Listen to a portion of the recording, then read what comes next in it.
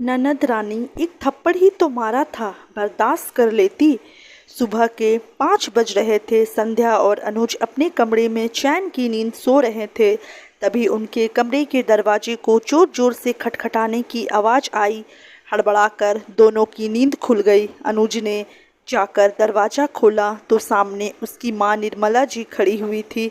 उन्हें परेशान देखकर अनुज ने पूछा, क्या बात है माँ, इतनी सुबह सुबह दरवाज़ा क्यों खटखटा रही हो? निर्मला जी की आंखों में आंसू आ गए। अपने आंसुओं को पोंछते हुए जैसे तैसे बस इतना ही बोली, बेटा वो वंदना। क्या हुआ वंदना को?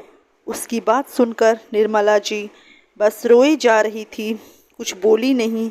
तो अनुज उनका हाथ पकड़कर बाहर हॉल में सोफे पर बिठाते हुए बोला, संध्या फटाफट माँ के लिए पानी लेकर आओ। संध्या ने अपने गाउन पर ही दुपट्टा डालकर सिर पर पल्लू लिया और रसोई में जाकर निर्मला जी के लिए पानी का ग्लास लेकर आई।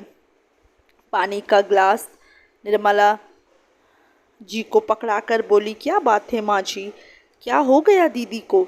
निर्मला जी ने एक घुट पानी पिया और ग्लास एक तरफ रखते हुए अनुज से बोली, बेटा वंदना का फ़ोन आया था, बहुत रो रही थी। ज़रूर उसके ससुराल वालों ने उसके साथ कुछ गलत किया है।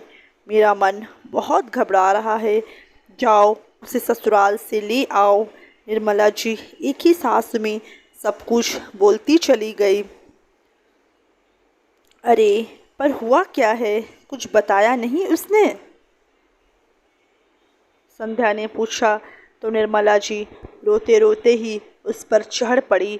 अरे तो तू कुछ होने का इंतज़ार कर रही है क्या? मेरी बच्ची वहाँ परेशान है, रो रही है, तो तू किस चीज़ का इंतज़ार कर रही है?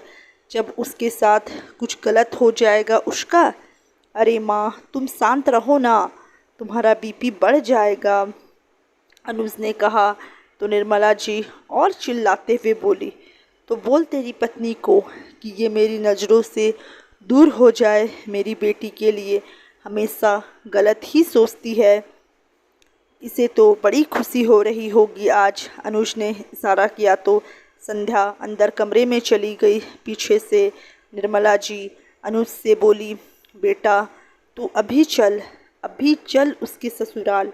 मैं अपनी बच्ची को अकेला नहीं छोड़ सकती, मुझे कुछ भी ठीक नहीं लग रहा। ठीक है माँ, जल्दी से तैयार हो जाओ, बस मैं गाड़ी की चाबी लेकर आता हूँ, साथ ही साथ निकलते हैं। कहकर अनुज अंदर कमरे में चाबी लेने गया। पीछे से निर्मला जी भी फटाफट सूट डालकर बाहर आ गई और दोनों उसी समय वंदना की ससुराल के लिए निकल गए, जो कि उसी शहर में आधे घंटे की दूरी पर था। इधर संध्या भी स्नान आदि से फ्री होकर अपने रोज़मर्रा के कामों में लग गई। 7 बजते बजते तो निर्मला जी और अनुज के साथ वंदना भी घर वापस आ चुकी थी। अभी पूरी तरह से घर में प्रवेश भी नहीं हुआ था कि निर्मला जी बोली, वो लोग ऐसा कैसे कर सकते हैं? शादी को अभी 2 महीने ही हुए हैं और आधी रात को नई बहू को अकेला घर पर छोड़कर चले गए। ऊपर से मेरी बेटी को मारा भी। समझते क्या है वो लोग अपने आप को? जेल की हवा ना खिला दूँ तो मेरा नाम भी निर्मला नहीं।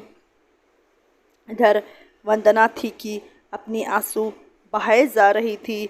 अनुज दोनों को शांत किए जा रहा था। संध्या तीनों के लिए पानी का ग्लास ट्रे में रखकर ले आई और वहाँ रखते हुए बोली, नाश्ते में क्या बनाना है, फटाफट बता दीजिए, मुझे ऑफिस भी जाना है। नाश्ते का नाम सुनना था कि निर्मला जी गुस्सा हो गई। ये देख लो भला, कोई बहू अपने ससुराल की हुई है क्या?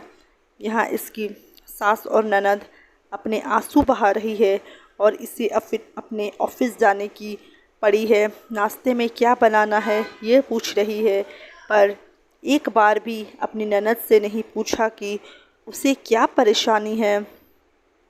अरे क्या परेशानी होगी, अच्छी भली तो है।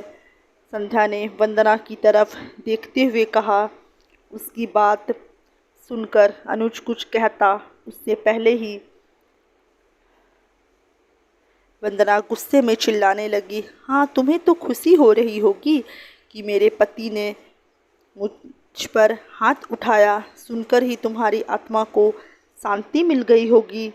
अरे ननद रानी, एक थप्पड़ ही तो मारा था, बर्दाश्त कर लेती। आखिर तुम्हारा पति परमेश्वर है, और वो वैसे भी नाश्ते के लिए तो मैं अपने पति से पूछ रही हूँ, तुम्हें क्या परेशानी हो रही है?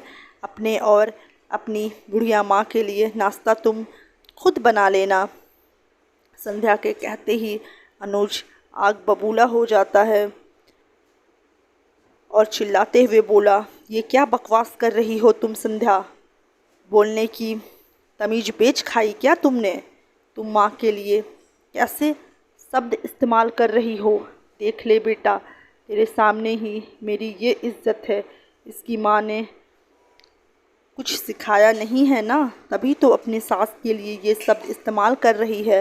निर्मला जी ने कहा तो संध्या बोली, अरे माँ जी, मेरी माँ ने तो मुझे ये सब नहीं सिखाया, ये तो मैंने आपसे सीखा है, क्योंकि आपने वंदना दीदी को यही सब तो सिखाया है। संध्या की बात सुनकर निर्मला जी तमतमाते हुए बोली, मैं भला अपनी बेटी को क्यों सिखाने लगी? उसका घर क्यों बिगाड़ने लगी? अच्छा, आपने नहीं सिखाया तो फिर तो वंदना से ही पूछो कि आखिर ऐसा हुआ क्या कि कंवर साहब ने इन पर हाथ उठाया। निर्मला जी और अनुज ने वंदना की तरफ प्रसन्न भरी नज़रों से देखा तो वह चुपचाप नज़रें झुकाए खड़ी रही। तब संध्या बोली, अनुज जी, जल्दबाजी में आपका फ़ोन स्पीकर पर ही रह गया था, तब कंवर शाह घर पर ही रह गया था। तब कंवर साहब का फ़ोन आया था और वो बता रहे थे कि उनकी मम्मी को हार्ट अटैक आया है, वो हॉस्पिटल में है। क्या? वंदना, तूने इतनी बड़ी बात बताई क्यों नहीं? निर्मला जी ने कहा तो वंदना खुद हैरानी से देखते हुए बोली, मुझे नहीं पता मैं कि मेरी सास की तबीयत ज़्यादा ख़राब है। वो तो मुझे लगा कि वो नाटक। बोलती बोलती वंदना चुप हो गई। अनुज ने कहा, वंदना, सच सच बताना, कंवर साहब ने तुझ पर हाथ क्यों उठाया? अब वंदना के चेहरे पर पसीने की बूंदें चमकने लगी थी और अनुज के डांटने पर वो बोली, भैया, सुबह 4 बजे ही मेरी सास हमारे कमरे का दरवाज़ा खटखटाते हुए बोली कि उन्हें घबराहट हो रही है। एक तो मुझे लगा कि मम्मी जी नाटक कर रही है, और ऊपर से मेरी नींद खराब होने के कारण मेरा मूड खराब हो चुका था। इस कारण जब आपके कंवर साहब अपनी मम्मी को लेकर हॉस्पिटल जा रहे थे तो मेरे मुंह से निकल गया कि बुढ़िया मरती है तो मर जाने दो, कम से कम चैन से तो रहेंगे। बस यही सुनकर उन्होंने पलटकर मुझे थप्पड़ मार दिया। वंदना की बात सुनकर अनुज को बहुत गुस्सा आया। तुझे शर्म नहीं आई इस तरह की बात करते हुए? ऐसे समय में तुझे अपने ससुराल में होना चाहिए, और तू उन्हें छोड़कर यहाँ बेवजह का हंगामा करके घर पर आ गई और हमें भी धोखे से इन सब में शामिल कर लिया। वंदना ने आशा भरी नज़रों से निर्मला जी की तरफ देखा कि वो कुछ बोलेगी, तभी निर्मला जी बोली, अनुज, इसे अभी के अभी इसके ससुराल छोड़कर आ।